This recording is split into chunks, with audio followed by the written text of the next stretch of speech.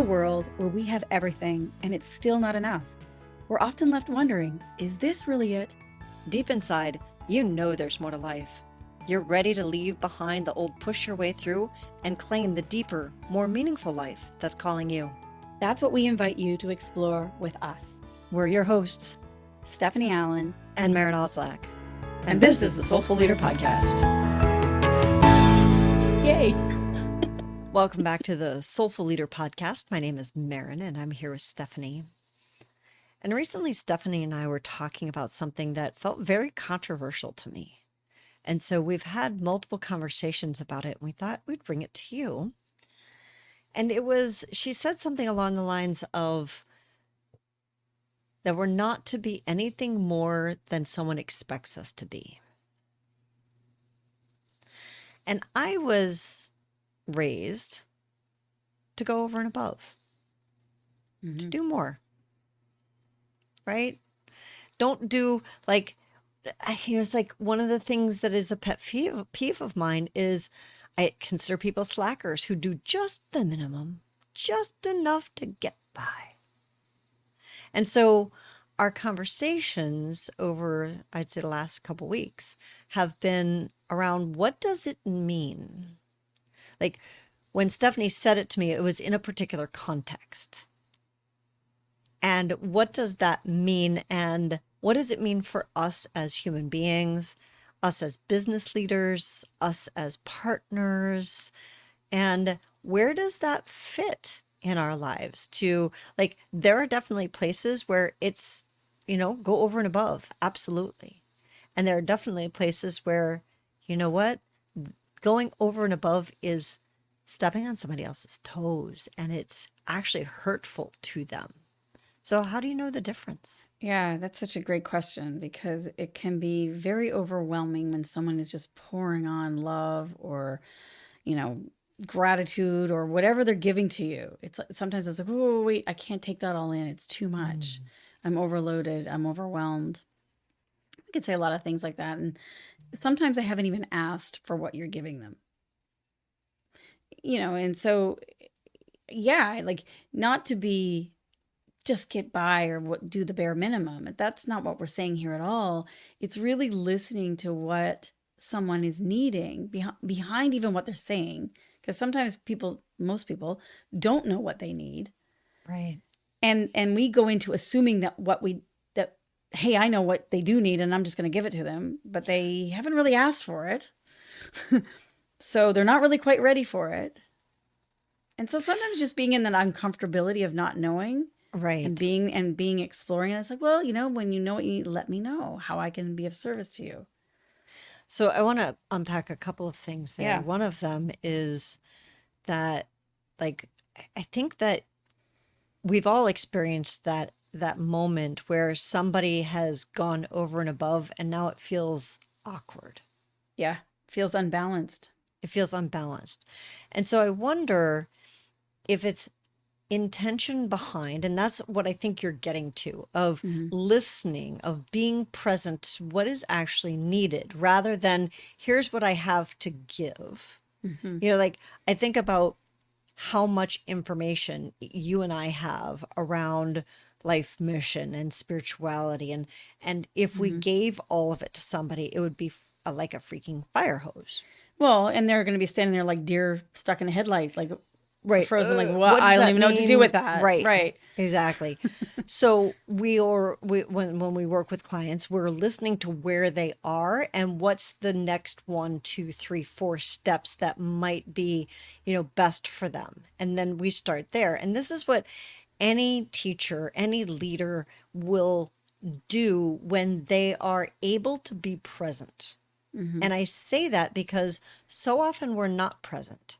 We're thinking about what we have to give rather than what somebody needs in that moment. And oftentimes what they need in that moment is not at all what we have to give, which is scary for us. Yeah, there's a scary part of when I want something more for someone because I see their potential, their possibility, and I want it so much for them. I know they can have it, and I know I can support them in getting it, but they're not ready. Well, and I'll say, and it's not even just that they're they're not not in a ready. place to hear that particular thing, or Right, like there's it's out of time or it's out of sync. right. But they're also, it's like, that's my agenda. That's Yeah. not theirs. That's where I want to get. It's like my own self-reflection is like, I want it more than they do. And I know as a therapist, when I work with clients, I say, I cannot care more about someone's health than they're willing to show up for their own. The minute I do, I feel like, what's wrong with this person? They're so ungrateful for what I'm giving, but they've not asked me. So it's like, well, wait a minute, let's turn that around. I'm being disrespectful. I'm not listening to where they're at right now and what they're needing and what is digestible and what is at their rhythm, at their pace. And even the nuances that maybe what I want to give them, they're like, I don't even want that. That's not even of interest to me. And I think this is important in relationships as well as with ourselves, with each other. It's like, I think that's where a lot of friction happens with people and they get miscommunicating is because we do, I think at our core being, we do love and care about each other so much. And we often see each other's blind spots and beauty spots that they don't see. And so, how do we slow down and temper it in the way of like, well, what are you needing and where are you going and what's important to you? What are your values? We talked about values in some of our other podcasts and just really looking at all of that. It's gentler, isn't it? It's kinder. It takes more work though, Most definitely from the yes, most right? definitely. It's So not easy. right, because now we need to actually look at ourselves in within the relationship, whether it's a business relationship or a personal relationship, and say, here's my agenda. What's their agenda? Hmm. And is what I have to offer in alignment with that? And also, like you said, in rhythm with it. So when I Yeah. say alignment, it's like, okay, we're both headed in the same direction, and I have something to offer that would actually be helpful for them. When I say rhythm is now the right time, because Yeah. it may not be. It's like a combination lock, right? Like you Yeah. might, maybe the combination lock is 0, 8, 22 to unlock the lock. And you're giving them 22 first. Well, that's not going to unlock the lock. They need 0. They need that one first, and then they need 8. And it's like there's an order or a synchron. It's like, and the only way we're going to know that is to create space and gentleness to listen and ask questions. But that's also, I know many times too, you'll ask somebody, hey, what do you want? And they're like, I don't know what I want. I have no idea. Like, you go do it, and you go make this happen and I'll tell you. And it's like, that's kind of a setup for not such a good, because it's just not helpful. Or this, Well, this is a common one too. I have it with married couples who say, I've been married for you for 25 years. And if you don't know what I want by now, then what are we doing together? And it's like, mm, I said this to someone the other day and I said, you realize that what she's saying to you? And he goes, no, not a clue. It's like, she hasn't got a clue what she wants. And she's trying to make you the one that figures it out for her. And you can't. And you feel helpless. yeah. So you just smile at her and you say, I love you, honey. And you let me know what you want. And I am right there for you. I am right there in your court. Like, feel free. You are safe to communicate it to me. And I said this to actually one of the female and I said, what would you do? And she goes, I don't know. I have no idea. I don't know what I really want. I said, well, if you did know what you really wanted, what would it be? Or, she Mm. goes, well, I want more time. I'm like, what would you do with more time? I don't know. She said, I said, you see this pattern, right? I said, to give yourself some time and space to really turn that outward wanting to give and care for your family and your students and all the people that you care about and work for, to actually turn it inward and go, what is it that I want? What is it that I Mm. need? And why? That's a You know, scarier journey. I think that that's, yeah, it's like there's so much incoming as far as telling us the world has 8 million ideas of what we should want. Hmm. I should want to be thin. I should want to have money. I should want a certain house. I should want a certain car. Like, I should want a family. I should want to not have a family, like whatever it is. And then it feels like we have two choices. to either own that and say, yes, that's what I want, or to rebel against it and say, Mm-hmm. no, that's not what I want. I want the opposite. Well, where does what I actually want fit into that? Yeah. We're not taught to look inside and know what we want. So it makes perfect sense that we hear, especially married couples, because when we truly love somebody and we feel that safe with them, we set them up I know. because we know that they're going to stay with us. So we set them up with things like, well, if you don't know what I like now, what are you doing with me, right? Because I don't know what I really like or what Yeah. I really want. So I'm going to dump You, it you on know, and you. we have all of these fears around, like it's scary to look inside, and what if I discover what I want and it's not you, or what I want is not this, and now I have to make a change, and it seems so scary and afraid. It's like sometimes it's easier just to go along to get along, so to I think speak. we do that a Yeah. lot, Yeah. especially in business. I've Yeah. invested, it's in business, we have this sunk cost fallacy. Especially in investing, we talk about sunk cost fallacy. So oftentimes when we buy stocks, we look at what our investment is, and then we keep comparing to, well, I paid $1 for the stock and now it's at 50 cents. So I don't want to sell it because I'm going to lose money. I've sunk this much money into it, so I'm not going to sell it. And then it drops to 25, and then it keeps dropping. Well, if I had sold it at 50 cents, I would have made at least 50 cents on the dollar, right? And now it's at a penny and I've lost all of Mm. it. So there's that.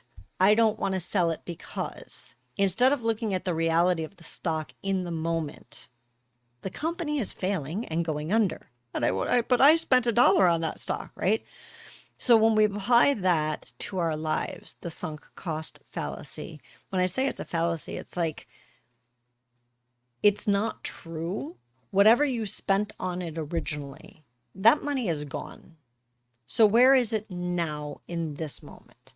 And when I say that, like when I've invested 10 years of my life in a particular job or a particular career or a particular relationship, and it's not right for me anymore, I can look at it like, well, I've put this much time in.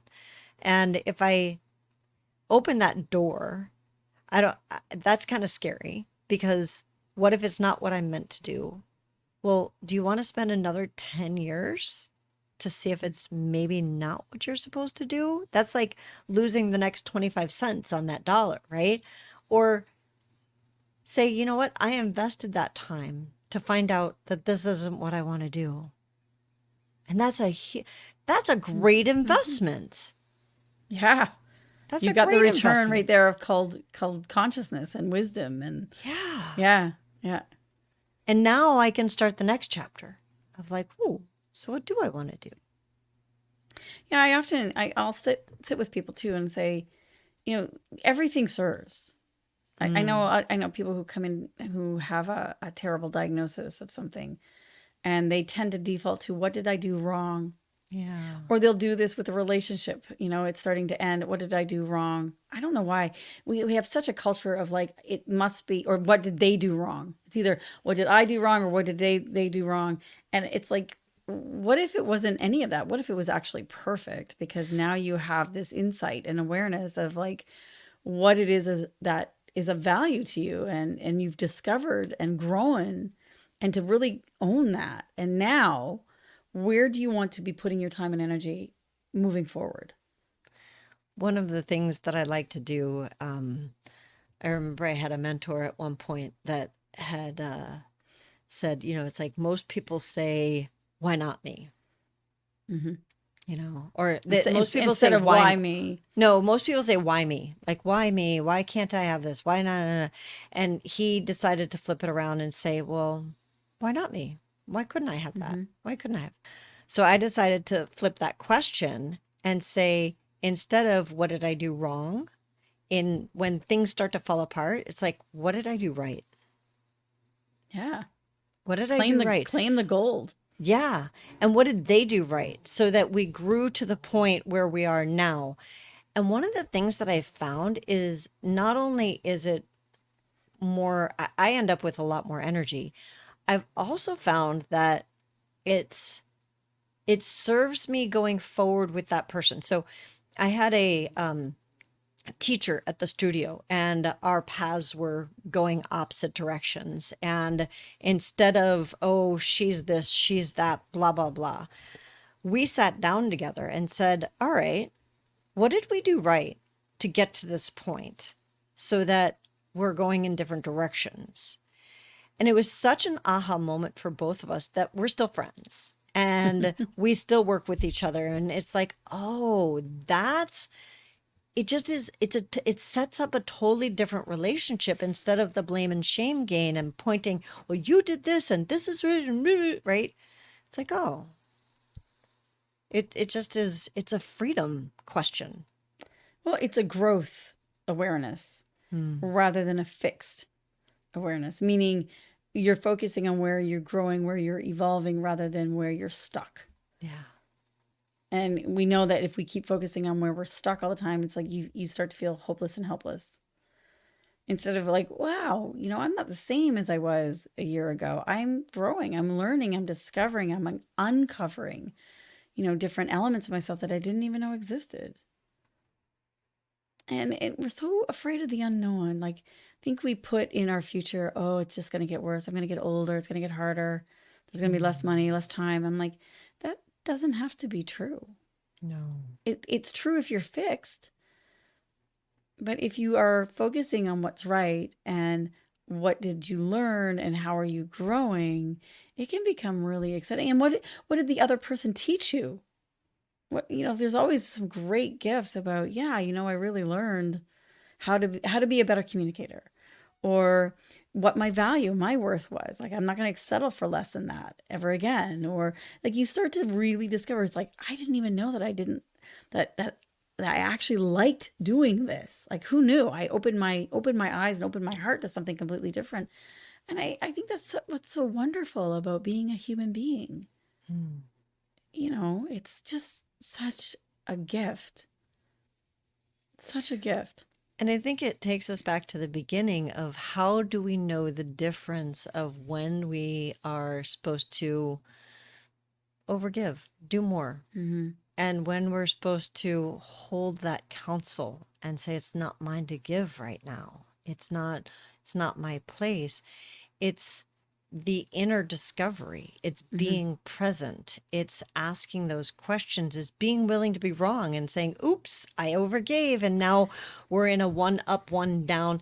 I think that's the key. It's like when we get to anytime we feel like, or we put somebody else in a one up, one down relationship, we're not meant to be. We're meant to be partners with people. Even, if somebody knows more than we do, or like Mm-hmm. we're working with a teacher or, whatever, it's still that we're in a partnership with them. It's not a shame thing where I don't know and you have to do it for me. And that's not Yeah. empowering. No, no, no, not at all. That's codependent.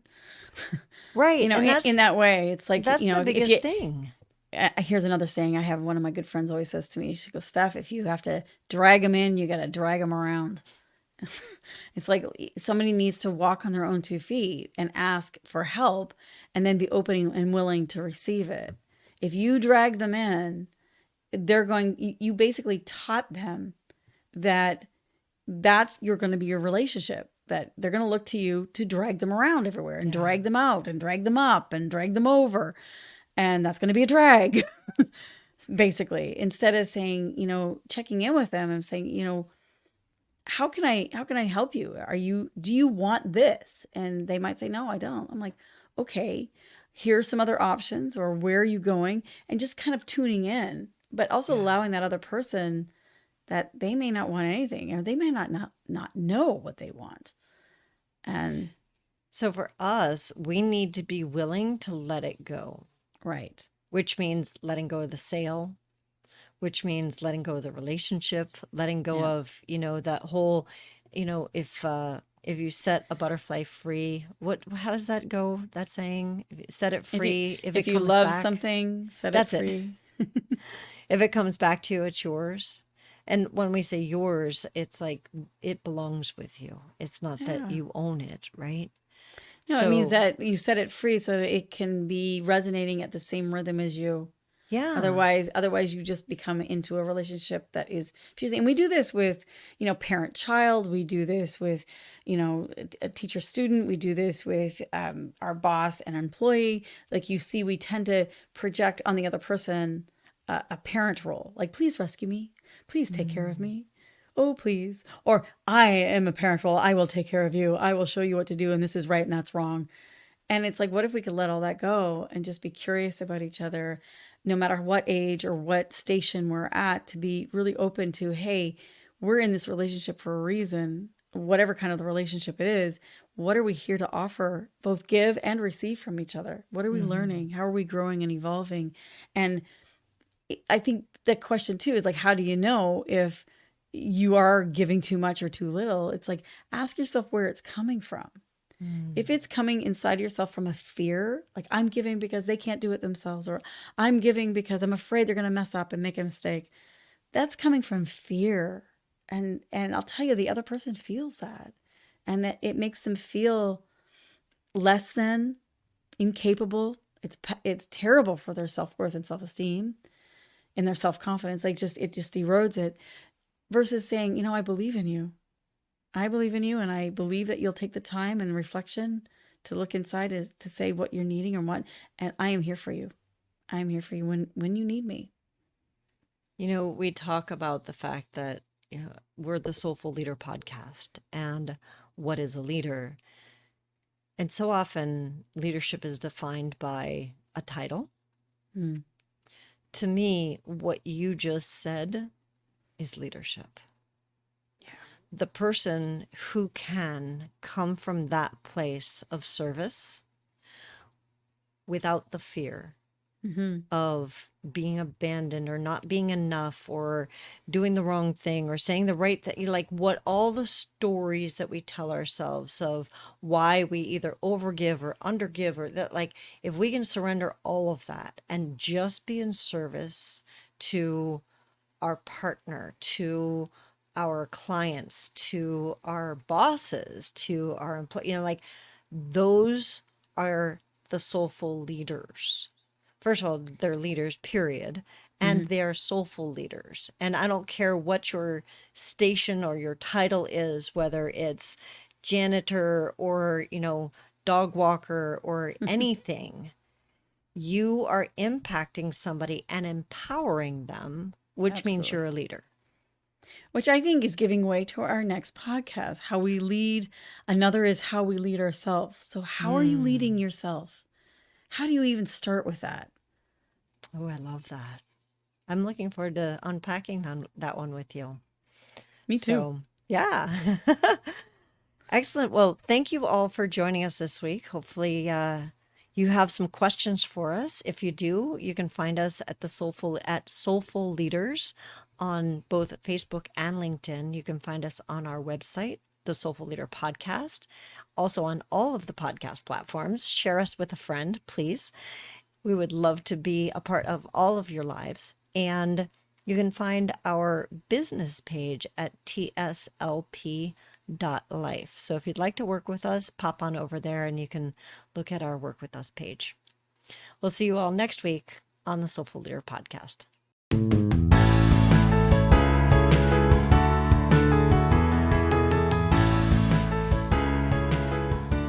And that wraps up another episode of the Soulful Leader Podcast with your hosts, Stephanie Allen and Maren Oslack. Thank you for listening. If you'd like to dive deeper, head over to our website at thesoulfulleaderpodcast.com. Until next time.